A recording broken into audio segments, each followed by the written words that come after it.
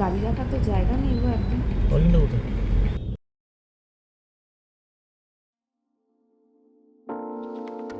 Day 2 এর সকালে উঠে ডেডিকে কিছুক্ষণ বিচে ঘোরানোর পর আমরা লাঞ্চ করে একটু রেস্ট নেওয়ার পর সন্ধেবেলা ডিসাইড করলাম মন্দারমণি থেকে নিজেদের গাড়ি নিয়ে আমরা দীঘার দিকে যাব।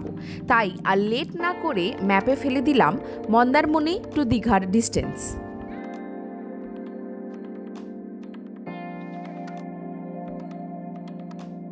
তোমরা যদি ডিসিশন নাও যে মন্দারমণি থেকে ওল্ড দীঘার দিকে যাবে, তাহলে আমি অলওয়েজ রেকমেন্ড করব এই বিচ রোডটাই নামার। কারণ এই বিচ রোডটাতে সাধারণত কোনো বাস চলে না, আর নিজেদের গাড়ি নিয়ে যাওয়ার জন্য বেস্ট রাস্তা। আর আমরাও কিন্তু এই সুন্দর রাস্তাটা উপভোগ করতে করতে সমুদ্রের ভিউ দেখতে দেখতে চললাম দীঘার উদ্দেশ্যে।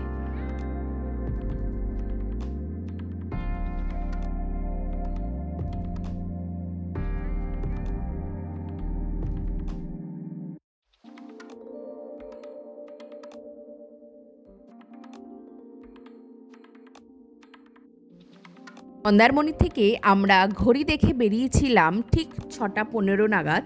আর ম্যাপে যখন ফেলেছিলাম বিচ রোডটাতে মন্দারমণি টু ওল্ড দীঘা, তখন আমাদের দেখিয়েছিল মোটামুটি 55 থেকে 56 মিনিট।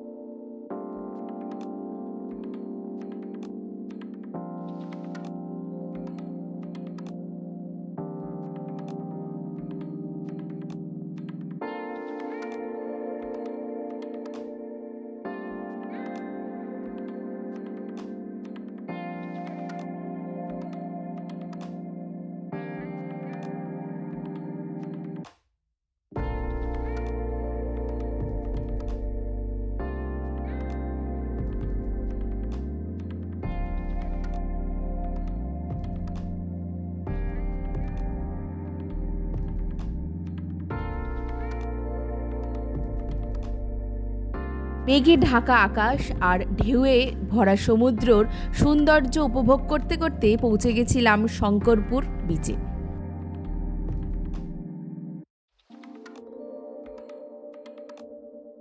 আমাদের কিন্তু ঠিক লেগেছিল কাটায় কাটায় 1 ঘন্টা মন্দারমণি থেকে দীঘায় আসতে। আর এর মাঝে তোমাদের সাথে একটা দারুণ জিনিসই শেয়ার করা হয়নি।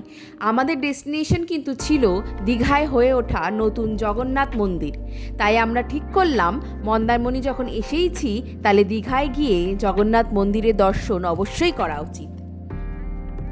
তোমাদের একটা ইনফরমেশন আমি অবশ্যই শেয়ার করে রাখবো। মন্দিরে ঢুকতে গেলে কিন্তু অবশ্যই একটা বড় লাইন পড়ে, কিন্তু মন্দিরের গেটের ভেতরে ঢোকার আগে কিন্তু জুতো পরে ঢোকা অ্যালাউড নয়।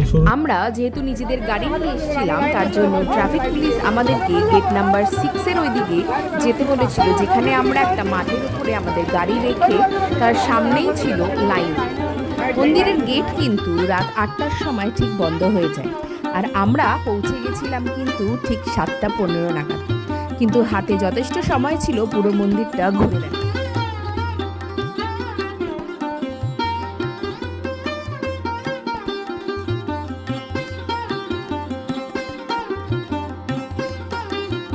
এই সময় মন্দিরে গেছিলাম, তখন দেখলাম প্রচুর মানুষ অলরেডি জগন্নাথ দেবের দর্শন করে ফিরছে।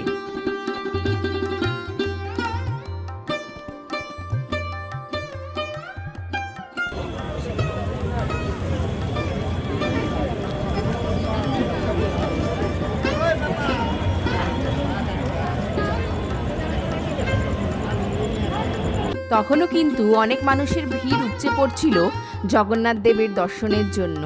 আর এই গেটটা ছিল মেন গেট জগন্নাথ দেবের মন্দিরের দিকে ঢোকার জন্য।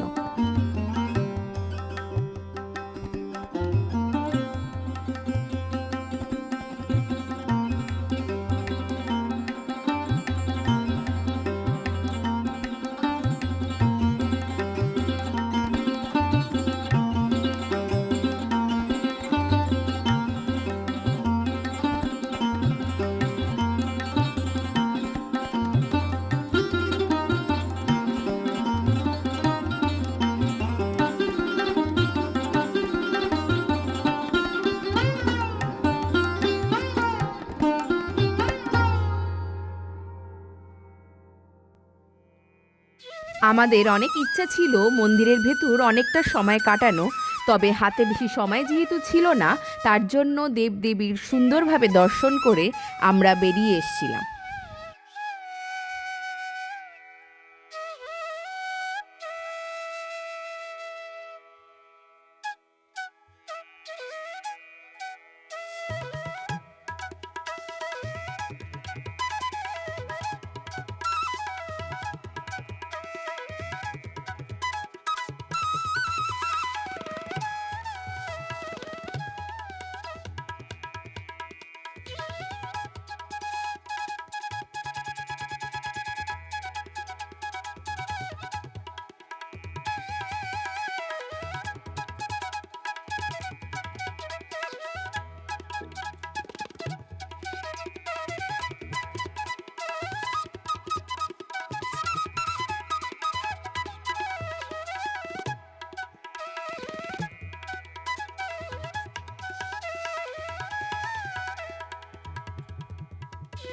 ভিড় ঠেলে আমরা কিন্তু আস্তে আস্তে পৌঁছে গেছিলাম সেই মেন মন্দিরে, যেখান থেকে জগন্নাথ দেবদের দেখা যাচ্ছিল।